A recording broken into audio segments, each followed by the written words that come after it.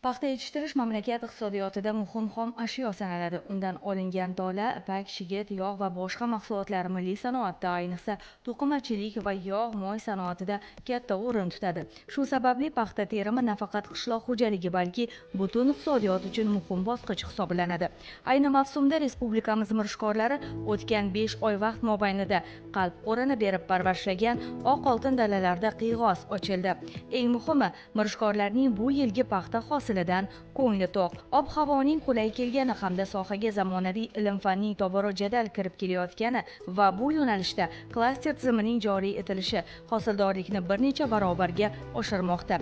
Klaster tarkibida birlashayotgan fermer xo'jaliklari bu yil paxtani yanada zamonaviy texnika va texnologiyalar asosida yetishtirdi. Buning natijasida aksariyati rejani ortig'i bilan bajarish, xirmonni vaqtidan avval to'ldirib, darhol yerga g'alla urug'larini qadashni ko'zlayapti.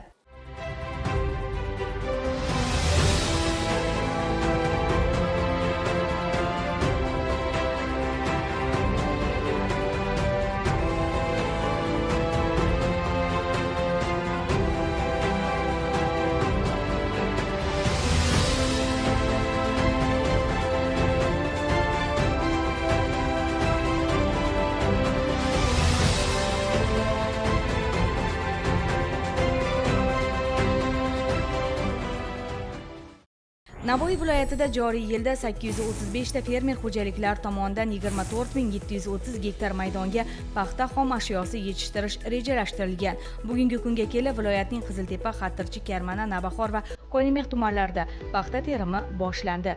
Ochig'i bu yilgi paxta hosili yomon bo'lmaydiganga o'xshaydi. Boisi g'o'zalar bo'yi anchagina baland, sog'lom o'sgani rangining tiniqligidan ko'rinib turibdi. Ko'zalarning bari bir tekis ochilgan. Oppoq momiqqina paxtalar uzoqdan ham yaqqol ko'zga tashlanadi. Fermerlarning ham hosildan ko'ngli to'q. Birgina Navbahor tumanining o'zida joriy yil 5866 gektar maydonda g'o'za parvarish qilinib, paxta xom ashyosi yetishtirildi. Bizni Navbahor tumanida jami bo'lib shu yil hisobidan 5866 gektar paxta ekilgan. Bundan paxta maydonlarimiz xorijiy nav 3100 gektar qolgan paxta dalalarimizda o'zimizda mahalliy navlardan ekilgan. Hozir mana turgan dalamizda mahalliy S01 navidan ekilgan bo'lib, hozir 55-60 sentner hosil olish kutilyapti. Bu yerdan kuniga mana shu paxta mashinalarimiz 50 tonnagacha paxta teryapti. Zamonaviy, qulay hamda mana shu mexanizatorlar uchun ham shinam joylashgan. Bu kabinalarda o'sha konditsionerlari salqin, ishlashga qulay. Mana fermerlarimiz bu paxtaga jalb qilingan mexanizatorlarga hamma sharoitlarni yaratib berib qo'yibdi. Obedida ham, kechki ovqatlanishda ham ovqatlari hamma sharoitlari qilingan. Asosiysi bizni fermerlarimiz hammasi xursand. Mana shu davlatimiz tomonidan beriladigan imkoniyatlar, mana hozir yaqinda muhtaram prezidentimiz tashabbuslari bilan har bir tonna paxtaga 1 million so'mdan yana subsidiya qo'shib beradigan bo'ldi. Hozir fermerlar bu yangiliklarni eshitgandan keyin juda ham faxrlanib, xursand bo'lib ketdi-da fermerlarimiz. Bu yilgi terimda paxtani mexanizatsiya yordamida terib olishga ko'proq e'tibor qaratilyapti. Ayni mavsumning o'zida viloyatda paxta terim chog'ida mexanizatsiya darajasini oshirish maqsadida jami 81 dona paxta terim mashinasi mavjud. Joriy yilda O'zbekiston Respublikasi Prezidentining 2025-yil 19 fevraldagi 2025-yil hosili paxta xom ashyosini mashinalarda terib olishni ta'minlash chora-tadbirlari to'g'risidagi qarori bilan Navoiy viloyatiga imtiyozli kredit asosida 20 dona paxta terish mashinasi ajratildi. Shu bilan birga 34 dona yuqori unumli zamonaviy paxta terim mashinalari yetkazib berildi va qo'shimcha yana 12 dona olib kelindi. 大家好，我是博士安采棉机纳沃伊的负责人。 Bugun biz paxta dalalarida terim mashinalarimizni ishlashini nazorat qilib turibmiz. Shu bilan birga mahalliy mexanizatorlarni texnikani boshqarish ko'nikmasini oshirdik. Amaliy mashg'ulotlar dalaning o'zida bo'ldi. Qo'shimcha o'quv dasturlari tashkil etdik. Bugungi kunda mexanizatorlar mashinalarimizdan to'liq foydalanish ko'nikmasiga ega. Bizning paxta terish mashinalarimiz tezligi bilan, yuqori samaradorligi bilan va yoqilg'ini tejashi bilan ajralib turadi. Samarali hamkorlik ikki davlat uchun ham manfaatli bo'lmoqda deyish mumkin. 今年我们一个 DLR 我们本地的翻译，我们国内的翻译，然后 Hozirgi kunda paxta rejasini bajarish avvalgidek o'ta mashaqqatli ish emas, deydi Navbahor tumanida 20 yildan buyon faoliyat yuritayotgan Abdurauf Furqat fermer xo'jaligi rahbari. Sababi urug'chilik, ilm-fan yil sayin rivojlanib boryapti. Masalan, dehqon bitta urug' ekib kam hosil olsa, kelasi yili ko'p hosil beradigan navlarni qidiryapti. Ish jarayonlariga agronomlarni jalb qilyapti. Maqsad ko'p hosil olib, yaxshi daromad topish. Aslida bozor iqtisodiyoti talabi ham shu. 20 yildan beri fermerchilik qilamiz. Mana shu yil paxtani yangi navi, mahalliy S01 navi. Shu yil birinchi biz ekyapmiz. Oldingilardan 10-15 sentir ko'payib beradi. Tez pishar. Bultur biz oktyabr oyida paxtaga tushardik. Mana bu yil 10-sentyabr paxtaga tushdik. Erta pisharligi juda bizga qulay bo'ldi. Shu hozir terayotgan yerimizdan 55 sentir olyapmiz. Yana dalalarimizdan undan ham shu 55 olmish olamiz degan niyatimiz bor.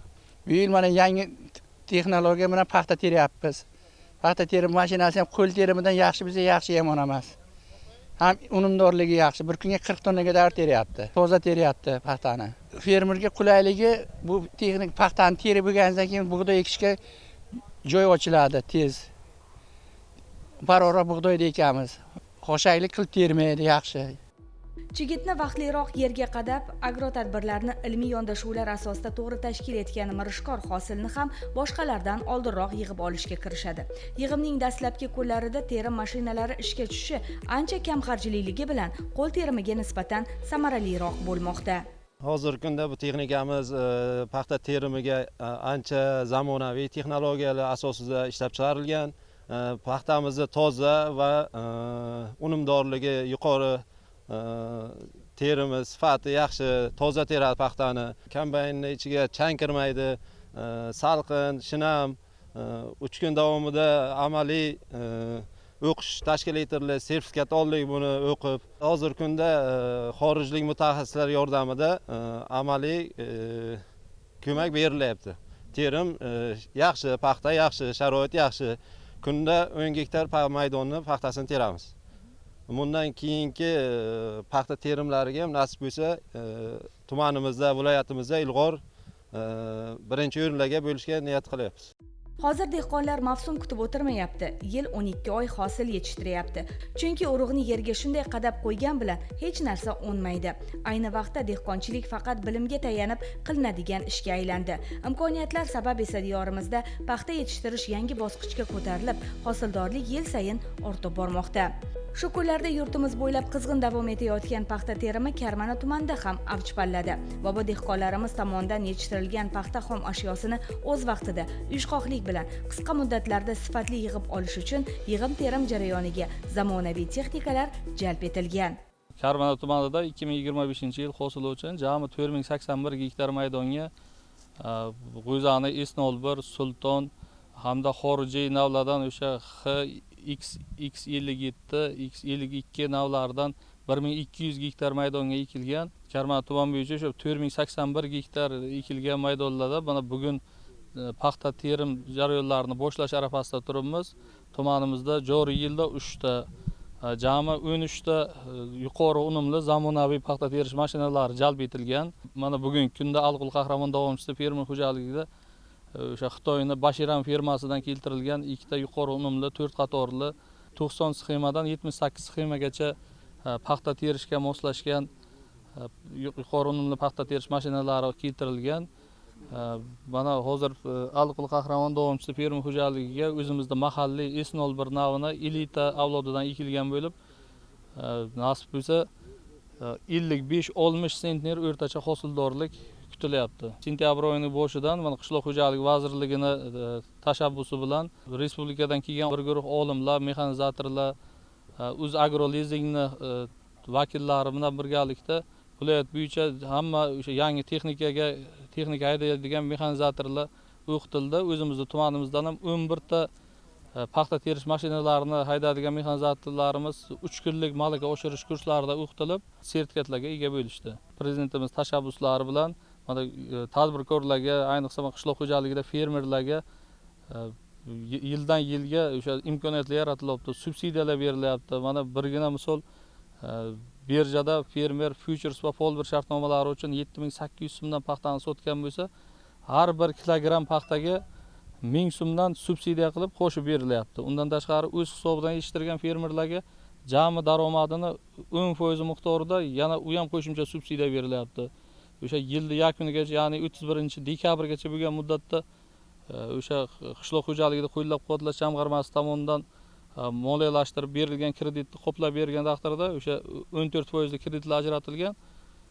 Buni 4% qismi ham davlat tomonidan qoplab berish imkoniyatlari berilgan. Karmanada mana bugungi kunda o'sha paxtachilik bilan shug'ullanadigan 131 nafar fermer bo'lsa, bu fermer xo'jaliklarining hammasiga shu imkoniyat hammasiga amal qiladi. Hammasi bu imkoniyatlardan foydalanib, yuqori hosildorlik olib, tumanimizda nasib bo'lsa birinchilardan bo'lib paxta hosilini yig'ib terib olamiz.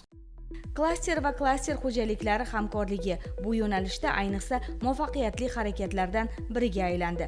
Zamonaviy resurs tejamkor texnologiyalar bilan ta'minlanayotgan fermerlar esa shartnoma bo'yicha klasterga sifatli hosil topshirishga kirishgan. Karmana tumanidagi Aliqul Qahramon fermer xo'jaligida bu yil 41 gektar maydonda paxta hosili terimga tayyor bo'ldi.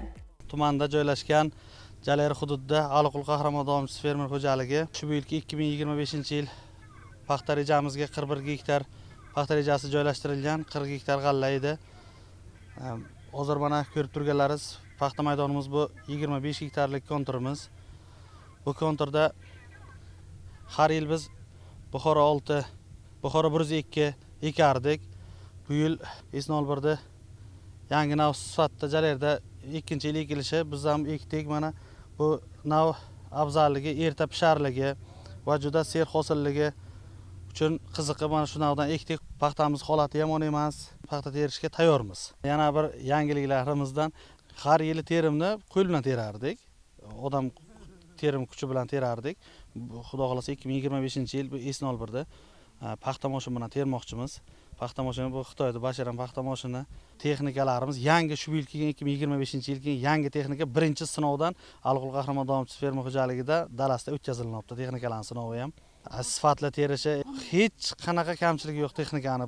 Dalamizda texnika teraydigan qilib taxlaganmiz. Texnikani afzalligi 100-130 odam bilan teraydigan paxtamizni 20 kunga teraydigan paxtamizni 1 kunga terib tugatamiz. Shunga hamma texnikalarni shay qilganmiz va jamlaganmiz. Oldin havas qilardik, chet ellarga ko'rib, faqat texnika qilardi hamma ishni. Mana odamsiz hamma ishni texnika bilan qilsa ham bo'lar ekan-ku mana.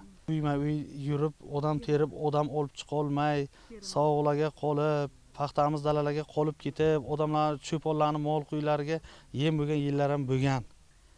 Ana endi 15-sentyabrgacha terimni tugatsak, 20-sentyabr, kelsa 1-oktyabr kunigacha g'allani ham 100% ekib tugatib chiqarib olamiz. Juda ham maza zamoniga Xudoga minnatdorlik qilib prezidentimiz mana shuncha fermerlar uchun yaratgan sharoitlari uchun prezidentimizga kattadan katta rahmat.